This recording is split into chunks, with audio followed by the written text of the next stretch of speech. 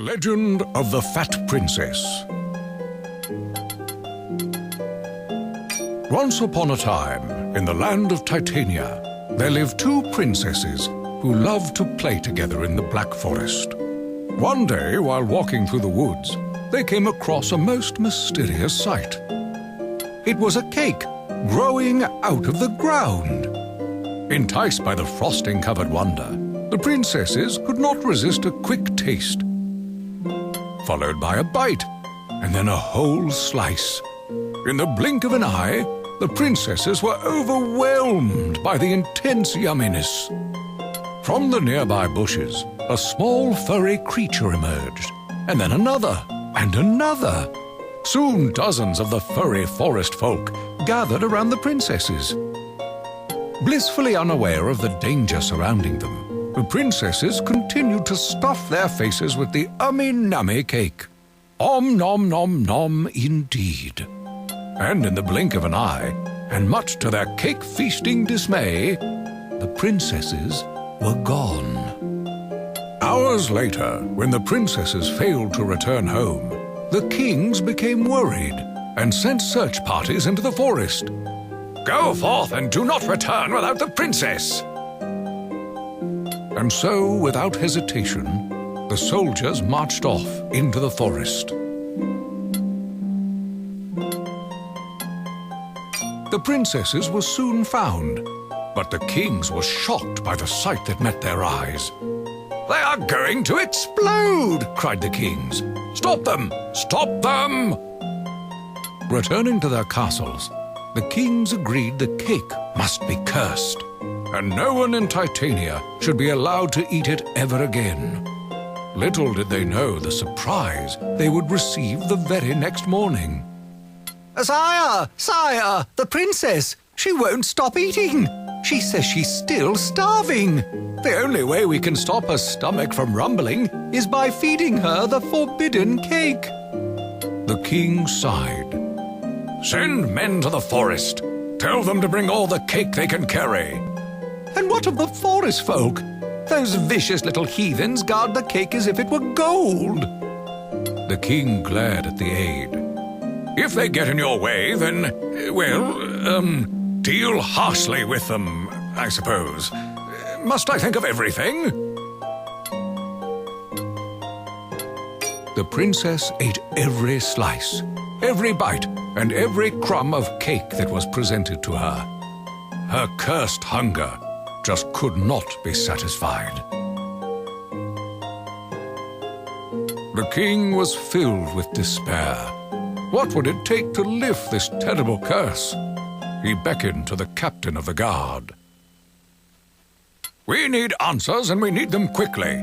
Take several of your men, seek out the mountain sages, and bring them here. They'll know what to do." The sages locked themselves in a laboratory and analyzed cake using every spell, experiment, and technique at their disposal. Days later, they emerged and delivered their conclusion. "The power and tastiness of this cake is beyond our meager capabilities. Our only hope is that the great oracle may reveal the source of the cake's power."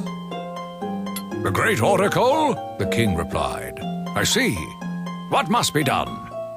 We must make an offering to the oracle, a gift of riches from across our lands.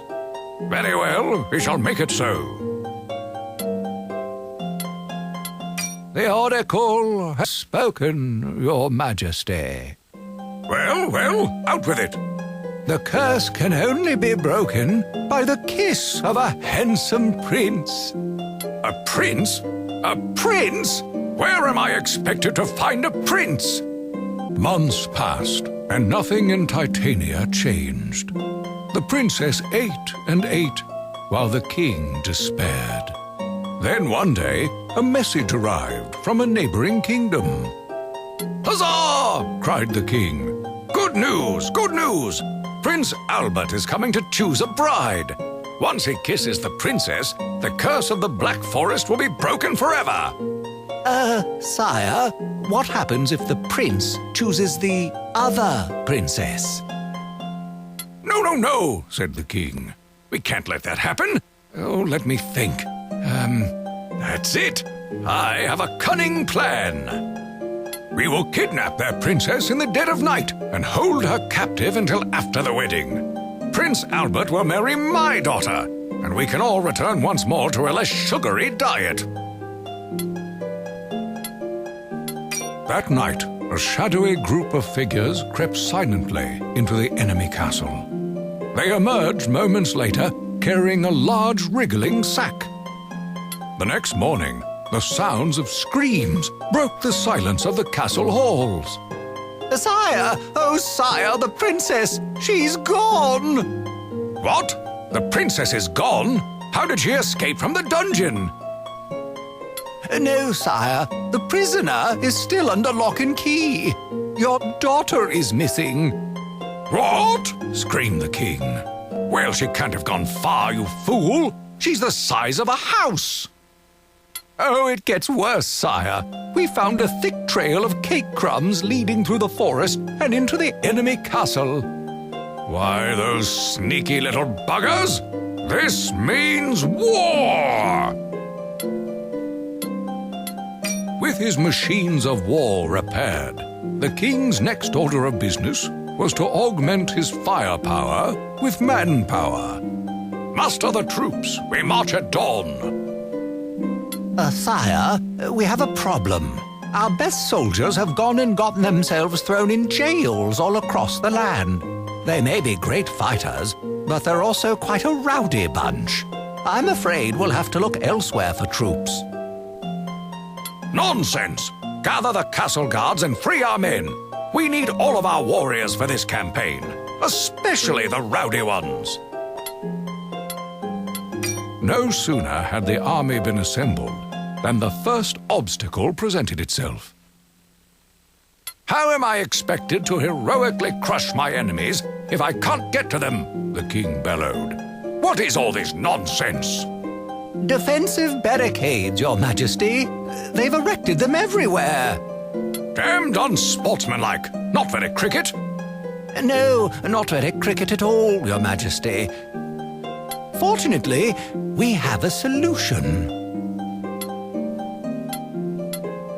The battle raged on and on. It seemed like there was always a new castle to storm or a new tower to capture.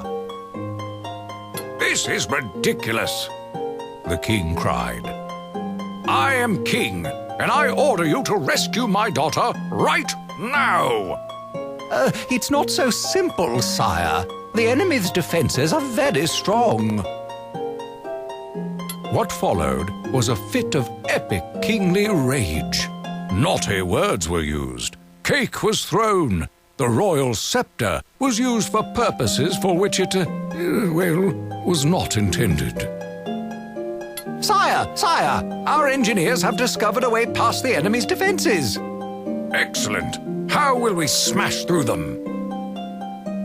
We won't smash through them, sire. We'll fly over them.